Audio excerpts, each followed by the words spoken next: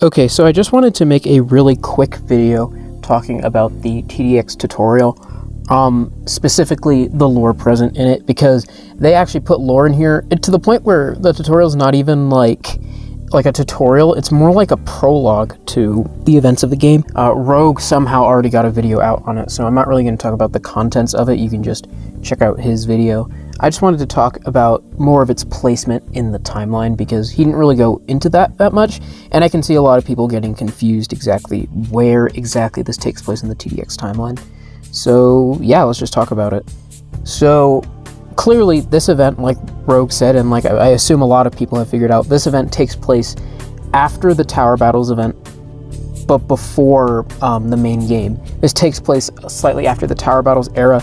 We can tell this mostly from the note, which we'll get into in a bit, and also just from the fact of the enemy designs. A lot of the enemies shown here are robotic versions of the normal, speedy, slow, and boss 1.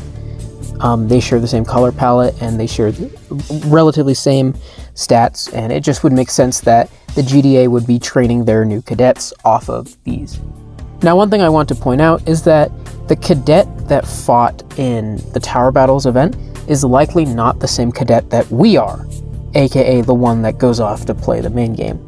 I assume that that perhaps may have been the origin of Advisor. Perhaps Advisor was the cadet at the time that essentially saved the GDA, and that is how he became promoted to becoming the Advisor. Perhaps that is his story. Regardless, one thing that I do want to point out is that during the Tower Battles era, we know that Dr. Xenon was already planning to turn traitor. And here, we see that she has been working on the Eradicator. She says she's been working on it for years. This, like I've said in the past, this is what the Void meant by the GDA won't last long. He knew about Dr. Xenon's plan to take the crystals, which we learn about in the note, and use them for her Eradicators. We hear that the Eradicators are still in their early prototyping stages. She talks about their core overheating problem and how even now she hasn't fixed it, but at least with some of her models it seems to have been rectified in some capacity. We can see that the Calamity Crystals likely helped with that a lot.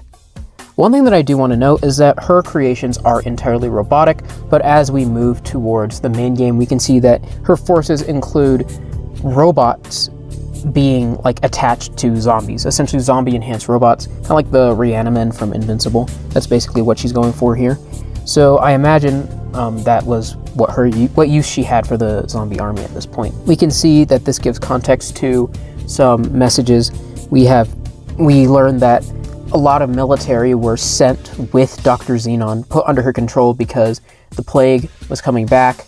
They thought that the Void was defeated, but obviously their loose ends, the zombies, were still continuing the zombie apocalypse. And so she was given a branch of the military to help control that.